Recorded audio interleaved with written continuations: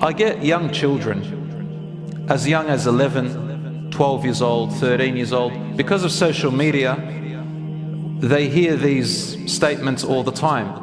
And unfortunately, the media now is flooded with topics on sexuality from a very, very young age. So I get these questions asked, and I'm sure you as parents will as well. She says, or they say to me, what is a crush? I have a crush on so-and-so. Kids as young as grade 1 say, I have a crush on so-and-so. And today I even got asked by some young girls at the school, quite young, maybe 10, 11, 12 years old, what is a crush? Is it halal to have a crush? So let's first of all understand, what is a crush in the English language in the Western society? What does it mean? So if you look up the dictionary, anything, the Oxford or the Merriam-Webster, or you look up the Cambridge or the any kind of English dictionary, and you'll find a similar meaning, which means a crush is a strong and intense feeling which makes you think that you like someone, but it is temporary, and usually you like someone who you know is highly unlikely you will ever be with. This thing called a crush can take you into seriously dangerous areas from an Islamic perspective and from an emotional, mental perspective. People with crushes can get obsessed with their crush. It can sometimes be a celebrity, religious or non-religious. It can be someone at school because they got interested in what they see on social media, let's say a particular hairstyle or a particular look, and they go to school and they see that boy or that girl who looks like that person they saw on social media, and they find that he or she is my crush. Sometimes they have some interests that they find that maybe they have the same as them, and then they say, I've got a crush. This thing can be obsessive, and the person can turn into a stalker. They can follow that person, look at their social media page. They can, every time they're around, they act different, they act weird. Some of them, if they come on a tram or by transport, they'll probably go and deliberately wait outside the school, probably unsupervised, and then wait for the particular tram, particular transportation where they know that crush is going to be on. Or they'll wait out school and wag, or they'll do a lot of things that really makes them misbehave just for their crush. It can lead you to obsession. They can stop eating, they can stop drinking, they can stop sleeping if they get too much and follow this desire of a crush. So brothers and sisters, it is a dangerous thing. Crush means it truly will crush you if you follow that desire. However, brothers and sisters, please understand me. Having a crush is just another name of this natural feeling that, especially young people, the younger you are, the more you'll have this. The older you are, the less likely, because you understand life and you have more experience in understanding people, emotions and relationships, and you focus on what really matters. You start to understand life better.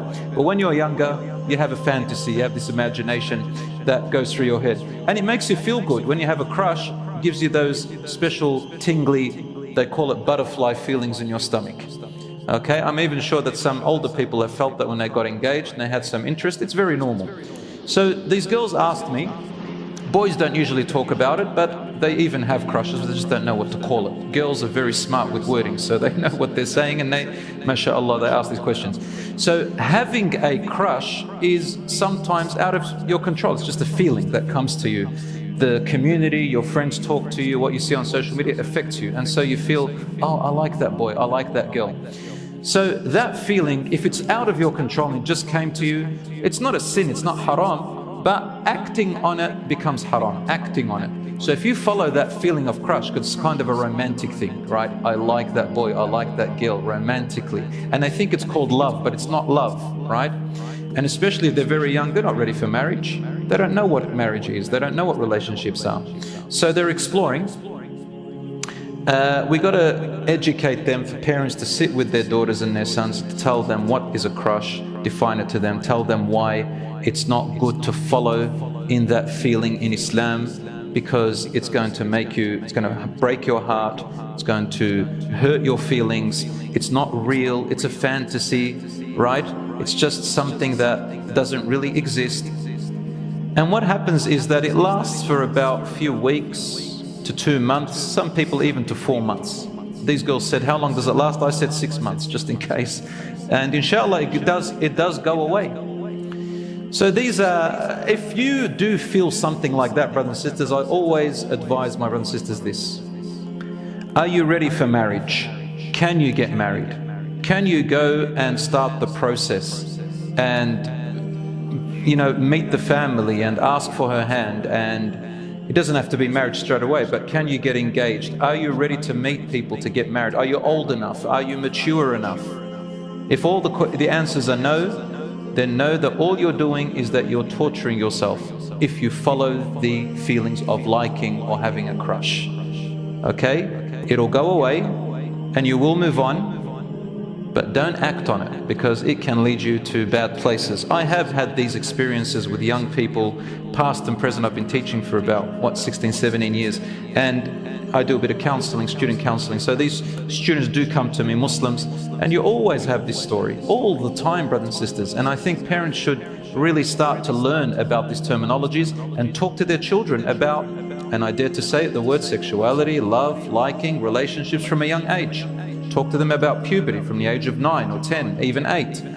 For the girls especially, because they reach puberty before boys. Talk about these topics and let it be a normal topic that you as parents can talk with your children. Children talk with your parents. Talk about your experiences. How did you meet their mum? How did you meet their dad? But, you know, within reason. Let them talk to you rather than talking to someone else. I know a brother who I learnt this from. He says, I say to my daughter all the time, she is an angel. I even joke with her with cheap lines like, did it hurt when you fell from heaven because you're an angel? These cheap pick-up lines. He says them to his daughter, and his daughter says, come on dad, that's, you know, you don't say stuff like that. But she became normalized to it, so that he said to me, because I know some other boys are going to come and use cheap lines to pick her up. So I'm going to beat them to it. And whenever they say it, she says, oh, my dad says those to me. My brother says that to me. So brothers and sisters, get that used to it so that she doesn't fall for the praise who just want to prey on her. So I'm going to move on from the word, from this thing called crush. And by the way, love really comes after you've met somebody and you've lived together for a while. Marriage doesn't necessarily have to have intense love from the beginning. Marriage can build the love or can crush the love later on. It depends on how you build it, how you are there for each other. As a man said to Umar ibn Khattab, I like this person, I trust him. He says, did you travel with him? Did you stay at his house? Have you done any business trade with him? He said, no. He said, then you don't know him. Don't say you just like him. You just like what you see or what you can imagine he is. So really in marriage, you get to know each other more and you just learn about the important things that you need to know for a marriage. And understand that when you marry someone, you're bringing two families together. Sometimes you're bringing tribes together. Tribes. Some people, Lebanese, Turkish, Somalian, marrying Asian, whatever. Islam allows all these types of marriages and makes no distinction so long as you are compatible and you're good for each other. We bring countries together through marriage. It's not just you and him or you and her. It's not Hollywood where you both hold hands and walk out into the sunset as if the whole world doesn't exist. You have families together. So talk to older people. Talk to wise people. Talk to your parents. There's nothing wrong with saying to mum, what's a crush? I have a crush on this boy. Let her talk to you. Let dad talk to you. It's all right. Talk to older people so they can guide you and not just your little friends who are around you. Because in Arabic, the friend that you have at school or the friend that you have who's your same age, the only thing they can really do for you is just to lean on them, to hug them and cry, or just to talk and they say, oh, I'm here. But really they can't do much. They can't advise you more than what you know. A 13-year-old girl getting advice from another 13-year-old girl, what's she going to know? She only knows what she knows. But getting advice from a mother or an aunt who is older, or a teacher, or anybody else who's older, like an older sister who can advise you, or a brother, or a father, these people can advise you and can guide you in a better way. So always good to have a friend or a family member who's older than you can take advice from. A friend who is at school, who is your age, is called Rafiq. In Arabic, Rafiq means the elbow. Mirfaq comes from mirfaq, because Arabic is so particular with names. And there are 8 different types of friends mentioned in the Quran. One of them is Rafiq. And Rafiq is an elbow, which means you can only lean on them. Just share your emotions with them and that's about it. But they can't really solve much for you. Okay, so you need a wali. A wali means someone older who is responsible for you, who's invested in you, like your father, your uncle, your brother. If you have a son, for example, your mother, all these who are invested in you, that what happens to you will affect them. These people can guide you better.